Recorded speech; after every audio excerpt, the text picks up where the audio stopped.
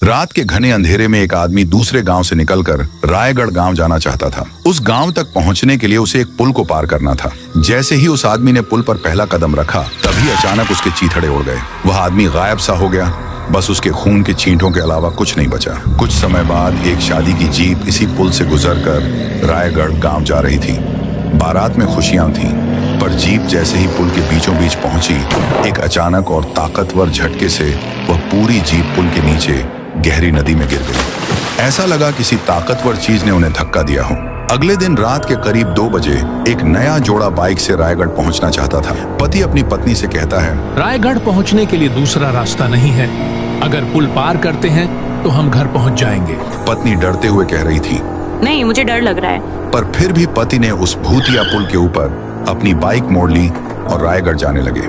तभी अचानक जोर जोर से बिजलियां कड़कने लगी। पति ने वहीं बाइक रोक दी और उनके सामने आई एक चुड़ैल। उसका सफेद मुंह और काली आंखें थीं। उस चुड़ैल ने पति को गुस्से से कहा, तुम्हारी हिम्मत कैसे हुई इस ब्रिज पर आने की? अब तुम कभी लौट नहीं पाओगे। और हंसने लगी। पति ने हिचकिचाते हुए कहा, कौन है तू? चली जा यहाँ से। मैं कह रहा हूँ। चुड़ैल एकदम से गायब हो गई और फिर जोर जोर से हंसने की आवाज आने लगी। पति पीछे मुड़ा तो वहीं पीछे वही चुड़ैल डरावनी हंसी के साथ हंस रही थी। और तभी एकदम से उस चुड़ैल ने उनकी छाती पर खंजर घुसा डाला। दोनों वहीं पर मर गए और फिर चुड़ैल फिर से हंसने लगी। उसकी तेज आवाज के साथ चुभने वाली हंसी पूरे ब्रिज में गूंजने लगी। पूरा ब्रिज हिलने लगा। इस शापित ब्रिज के उस पार था एक बसा हुआ छोटा सा गांव। ये रायगढ़ गांव शहर से थोड़ा दूर था। इस गांव तक पहुंचने के लिए बहुत रुपए खर्च करके पत्थर का पुल बनवाया गया, बड़ी मेहनत से। गांव में पुल के सामने ही बड़ा सा आलीशान घर था। ये घर थुंग थुंग का था। उसकी शादी 2 साल पहले राधिका से हुई थी। थुंग थुंग शहर में बड़ा जाना माना सिविल इंजीनियर था और 2 साल बाद पहली बार थुंग थुंग राधिका को लेकर रायगढ़ आया। आने के लिए पुल के होते हुए नाव से आना पड़ा। इस बात का राधिका को ताज्जुब हुआ। तभी नदी के अंदर से कई लाशें तैरती हुई दिखी। राधिका यह देख दंग रह गई। नाव चलाने वाले ने बताया, जरूर उन्होंने उस भूतिया पुल से जाने की कोशिश की होगी साहब, और उस पुल वाली चुड़ैल ने इनको मार डाला होगा। यह सुनकर राधिका और ज्यादा डर गई। इस गांव में आते ही दोनों घर के अंदर सो गए, पर रात भर राधिका सो नहीं पाई। नींद में भी उसे वह तैरती हुई लाशें बार बार सताती रहीं। वह डरावने सपने देखती रही और डर के मारे उसने थुंग थुंग को नींद से जगाया और कहा, वो लाशें और वो डरावना भूतिया पुल, आखिर क्या राज है उसका? और वो नाव चलाने वाला क्या कह रहा था? वो पुल वाली चुड़ैल कौन है? मुझे यह सब जानना है। पर थुंग थुंग धीमी आवाज में बोला, चुप रहो। उस पुल के बारे में बात करना बहुत अशुभ है। उसके नाम तक को जुबान पर मत लाओ। प्लीज अब कभी भी उस भूतिया पुल की बात मत करना। चलो, अब बहुत देर हो गई है, सो जाओ और इन सब बातों को भूलने की कोशिश करो। फिर भी राधिका उस पुल को भूल नहीं पाई। राधिका को कमरे की खिड़की से वह भूतिया पुल दिखाई देता था और रात में पुल बहुत डरावना लगता था। उसे अजीबोगरीब आवाजें आने लगती। ऐसा लगता था जैसे उसे कोई ऊपर बुला रहा हो। एक रात राधिका नींद में पुल की तरफ चलने लगी। उसे बिल्कुल भी होश नहीं था कि वह कहाँ जा रही है। उसे बस ऐसा लग रहा था कि जैसे उसे कोई आवाज बुला रही है। वह धीरे धीरे पुल की तरफ पहुंच रही थी। सामने वही खतरनाक चुड़ैल खड़ी थी। अचानक वह चुड़ैल खंजर लेकर राधिका की तरफ भागती आई और उसके सर में खंजर घुसा दिया। राधिका की नींद खुली। उसको समझ आया कि वह सिर्फ सपना देख रही थी, पर ज्यादा हैरानी उसे इस बात की हुई कि थुंग थुंग कहाँ गया। वहां थुंग थुंग बिस्तर पर से गायब था। वह बहुत डर गई। फिर राधिका कमरे से बाहर गई और घर के बाहर जाने लगी। सीढ़ियों से वह नीचे आकर उसे घर के बाजू से फुसफुसाहट की आवाज आई। वहां बाजू में थुंग थुंग 4-5 आदमियों से कुछ तोड़ने की बात कर रहा था। उसी समय राधिका थुंग थुंग के पीछे तक आ पहुंची। थुंग थुंग ने बात को रोका और राधिका को बोलने लगा, अरे राधिका, तुम यहाँ क्या कर रही हो? जाओ, ऊपर जाओ और सो जाओ, अब नींद आ जाएगी। फिर राधिका ने पूछा, पर तुम यहाँ क्या कर रहे हो और इनसे क्या बात कर रहे हो? थुंग थुंग ने टालते हुए कहा, अरे कुछ भी नहीं, चलो अंदर सोने, बस काम था। और फिर दोनों वापस घर के अंदर जाकर वापस बिस्तर पर सो गए। राधिका को अब सोने से भी डर लग रहा था। सोच में डूबी राधिका खिड़की से बाहर पुल की तरफ देखने लगी, पर उसे ऐसी चीज दिखाई दी जिससे उसके रोंगटे खड़े हो गए। ब्रिज के ऊपर उसे 5-6 लोग दिखाई दिए। राधिका डर गई। वह थुंग थुंग को यह बात बताना चाहती थी, लेकिन थुंग थुंग गहरी नींद में था। राधिका ने फिर हिम्मत करके उन लोगों का पीछा करने की ठान ली। वह चुपचाप घर से बाहर जाने लगी और पुल की तरफ जाने लगी। उसे कुछ तोड़ने फोड़ने की आवाज सुनाई देने लगी और उसे कई लोगों की आवाज आने लगी, नहीं रुको, हमें बचाओ। तभी अचानक एक के बाद एक कटे हुए सर लुढ़कते हुए उसके पैर के पास आ गिरे। राधिका के रोंगटे खड़े हो गए। वह 4 चेहरे उन्हीं के थे जिनसे थोड़ी देर पहले थुंग थुंग बात कर रहा था। तभी चुड़ैल की आवाज गूंज उठी, इन चारों को पुल तोड़ने के लिए तुम्हारे पति ने भेजा था, लेकिन इनके खुद के सिर के टुकड़े टुकड़े हो गए। फिर से अगर ऐसी कोशिश की तो अंजाम बुरा होगा। राधिका को चुड़ैल और कटे हुए सर देख चक्कर आ गई, पर उसे थुंग थुंग घर के अंदर वापस ले आया था। राधिका की जब नींद खुली तो उसने पाया कि वह अपने घर में थी। उसके मन में कई सवाल घूम रहे थे। वह वहां कैसे आई? उसने वह पुल तोड़ने के लिए 4 लोगों को क्यों भेजा? थुंग थुंग ने कहा, बस अब एक पल भी नहीं रुकना। हम अभी के अभी वापस शहर जा रहे हैं। इस गांव में रहना अब जरा भी खतरे से खाली नहीं है। थुंग थुंग और राधिका नाव में बैठकर शहर की ओर निकले। जाते जाते राधिका पुल को देख ही रही थी कि तभी आसमान में बिजलियां कड़कने लगी। नदी में बड़ी लहरें उठने लगी। पानी नीचे ऊपर उठने लगा, मानो भूकंप आ गया हो। और तभी पूरी नाव पल भर में झोंके से डूब गई। ऊपर खड़ी चुड़ैल ने धमकी दी, तुम दोनों अब ये गांव से बाहर नहीं जा सकते।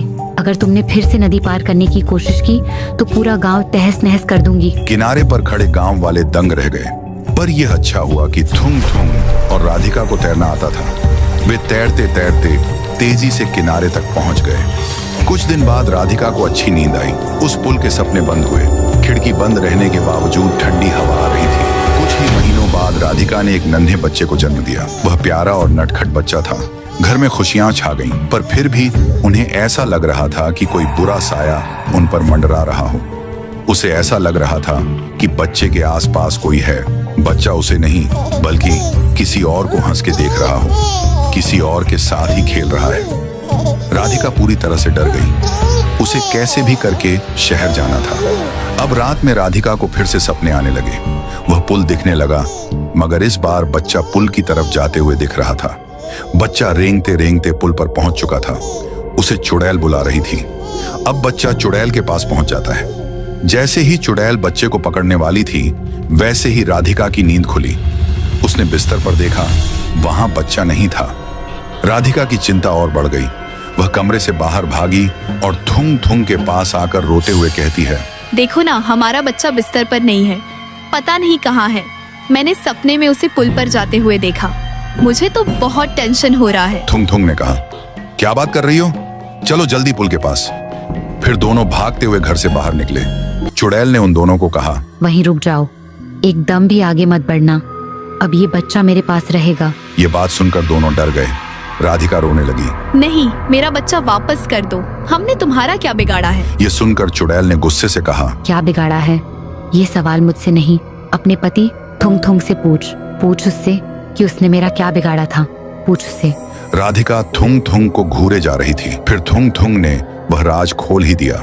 थुंग थुंग बताने लगा, 4 साल पहले मेरी कंपनी को रायगढ़ का पुल बनाने का कॉन्ट्रैक्ट मिला था। बहुत सारे मजदूर लगाकर काम शुरू हुआ। पुल का काम पूरा होने ही वाला था। तभी एक दिन पुल गिर गया। सब घबरा गए। ये बात फैलने से पहले फिर से पुल बांधने का काम शुरू हुआ, पर पुल फिर से टूट गया। बार बार मजबूत चीजें वापरने से भी यह पुल बार बार गिर रहा था और खर्चा बढ़ रहा था। काम हाथ से जाने का डर था।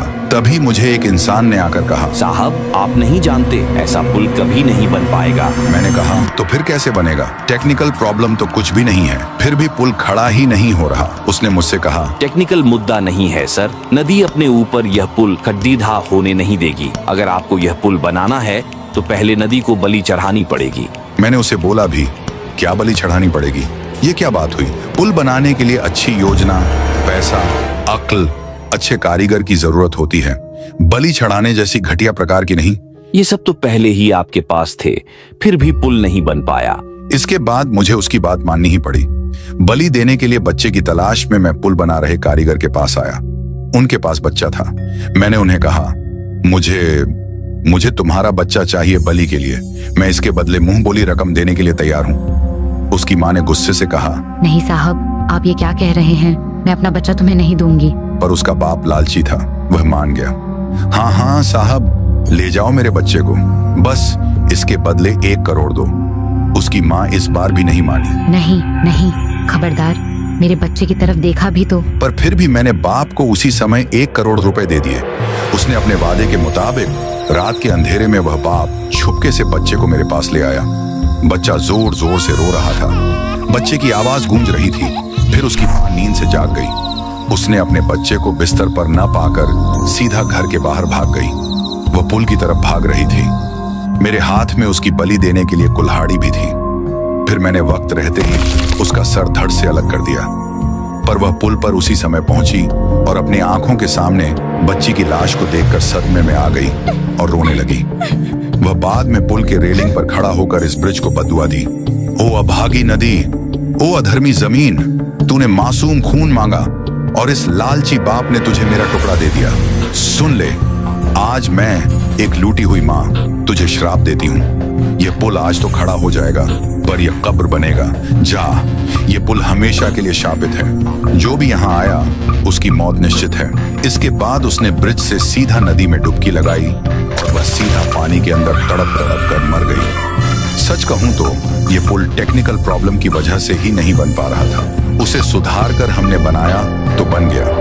पुल के लिए उस बेचारे बच्चे की बलि की जरूरत नहीं थी, पर मैं उस इंसान और गांव वाले के बहकावे में आकर गलती कर बैठा।